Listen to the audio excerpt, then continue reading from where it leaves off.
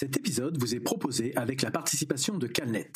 Calnet, c'est un éditeur de logiciels français créé pour répondre aux besoins d'informatisation des systèmes de management de la qualité des entreprises, en termes de gestion documentaire normative et dématérialisation des processus. Je remercie Calnet de soutenir le podcast De l'huile dans les rouages. Bonjour et bienvenue, vous écoutez De l'huile dans les rouages, le podcast de vulgarisation dédié à l'amélioration continue. Je suis Nicolas Frébourg et dans ce numéro, je vais vous présenter l'approche 5M, 6M, voire 7M. Jusqu'où iront-ils donc ?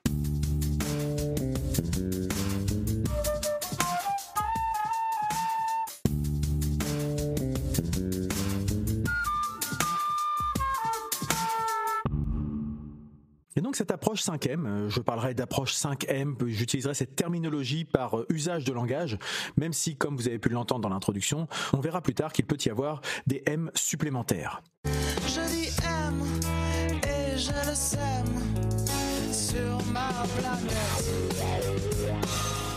Alors cette approche 5M est également utilisée sous l'appellation diagramme d'Ishikawa. Donc le diagramme d'Ishikawa, ça vient du nom de son inventeur, Kaoru Ishikawa, professeur à la faculté d'ingénierie de l'université de Tokyo dans les années 60. On parle aussi de diagramme en arête de poisson, puisqu'on a une sorte de colonne vertébrale d'où partent des arêtes, chacune représentant l'un des M, on reviendra dessus tout à l'heure, ou encore de diagramme de cause à effet. Quel est l'objectif d'une approche 5M et d'un diagramme d'Ishikawa ? Il s'agit de mettre sous forme de représentation graphique l'ensemble des causes à l'origine d'un phénomène, généralement un problème, lié à l'activité d'une entreprise. Et ainsi, avec une représentation graphique, il est plus facile d'avoir une vision générale des points à prendre en compte pour résoudre cette problématique ou aborder tel ou tel sujet. Cette approche permet d'adopter une méthodologie simple et de mettre en forme de manière synthétique les différentes causes possibles d'un problème ou son pendant positif, c'est-à-dire les conditions de réussite d'un projet, et c'est également utilisable et utile pour prévenir les risques. Alors si on rentre dans la définition un petit peu plus précise de cette approche 5M et du diagramme d'Ishikawa, quels sont les différents M ? Historiquement, Kaoru Ishikawa avait identifié 5 causes, chaque M représentant un aspect de l'entreprise qui peut avoir un lien avec le sujet à traiter.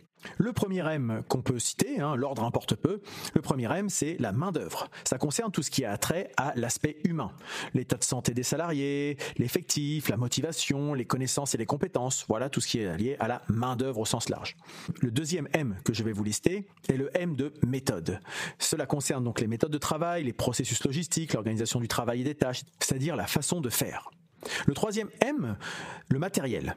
C'est donc la dimension technique, les outils, les machines, les équipements, les systèmes d'information. Le quatrième M, c'est le milieu. Ça concerne donc l'environnement et le contexte. L'environnement au sens large, l'environnement matériel ou immatériel, les conditions de travail, le bruit, l'éloignement, l'exiguïté des lieux, etc., etc., etc. Et le dernier M historique du diagramme d'Ishikawa, cela concerne les matières, donc les composantes du produit, matières premières, les marchandises, les emballages, tout ce qui entre dans la composition d'un produit. Et puis, je vous disais que ça pouvait être les 6M, voire les 7M, parce que de nouvelles thématiques sont venues agrémenter cette première approche 5M.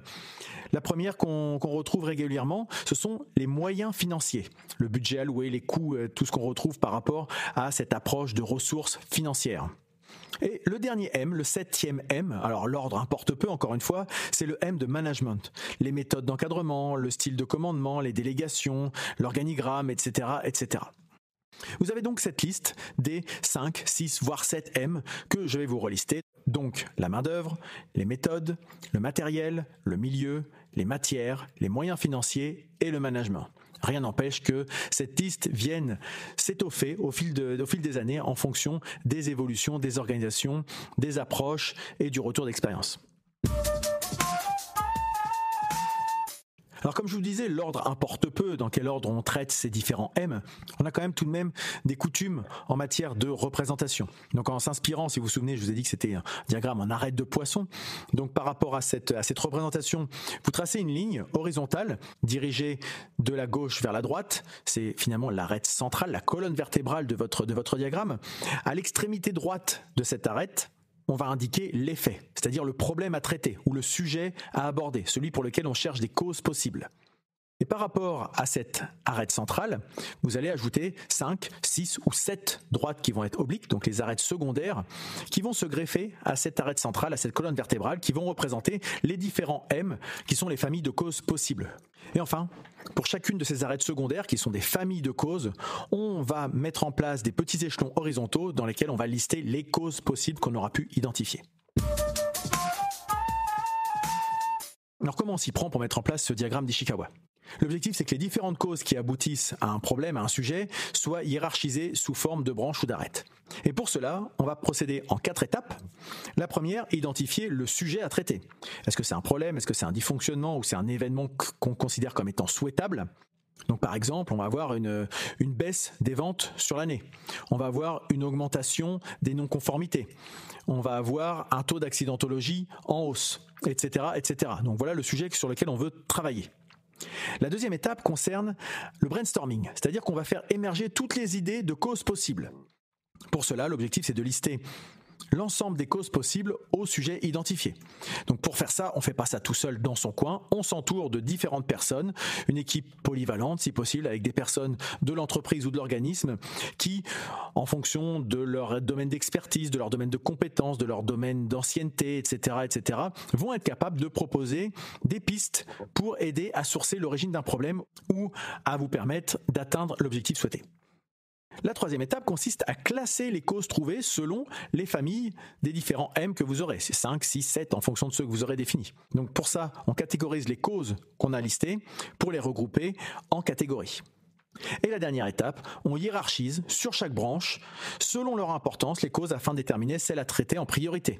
Donc pour ça nécessite un petit travail d'enquête dans l'objectif de découvrir si l'origine du problème vient bien de là, trouver les causes racines finalement d'un problème, d'un potentiel dysfonctionnement ou d'une potentielle piste de progrès. Et cela, ça nous permet de mettre en place un plan d'action. Alors bien sûr, il n'y a pas de règle en matière d'éléments à lister dans chaque arête des différents M qu'on va avoir identifiés.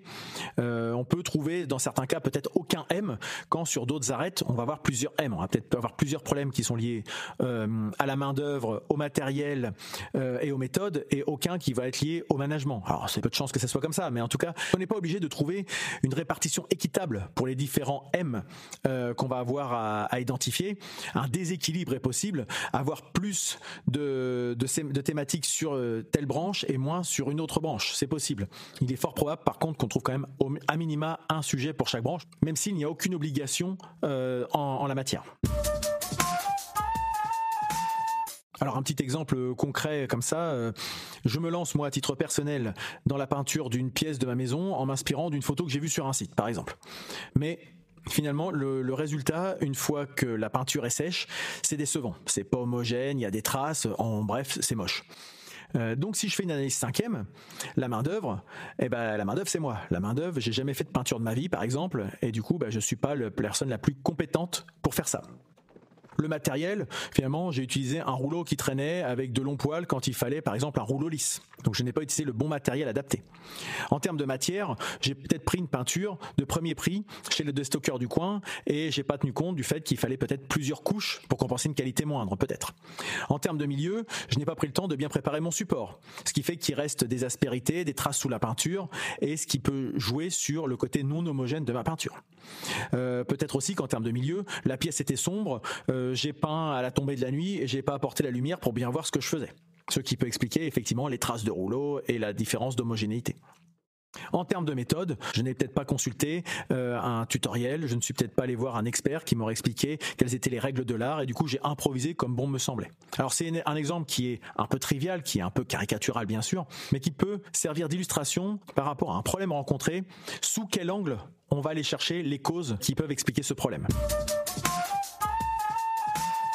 Voilà donc ce que je pouvais vous dire pour vulgariser l'approche 5M ou diagramme d'Ishikawa. Si vous êtes encore là, c'est certainement que ce podcast vous a plu. Et si ça vous a plu, je vous invite à en parler autour de vous et n'hésitez pas à le partager puisque le bouche à oreille et la recommandation sont toujours les meilleurs moyens de promotion. Vous pouvez me suivre en vous abonnant à ce podcast dans votre application de podcast préférée ou directement sur le site de l'huile dans les rouages, site sur lequel vous pouvez également vous abonner à la newsletter hebdomadaire dédiée à l'amélioration continue. Sur les réseaux sociaux, Facebook, Twitter, Instagram, LinkedIn et globalement tout ce qui existe, vous pouvez retrouver de l'huile dans les rouages. N'hésitez pas à venir me répondre, à me poser des questions, à compléter mes propos, voire à me contredire sur ces mêmes canaux. Vous pouvez également rejoindre le serveur Discord de l'île dans les rouages dédié à l'amélioration continue. C'est un espace en libre accès avec divers salons pour publier des contenus, poser des questions, partager des retours d'expérience ou tout simplement échanger. Vous avez donc désormais tous les moyens pour continuer avec moi cette discussion. Il me reste à vous souhaiter de passer une très bonne journée et je vous dis à bientôt.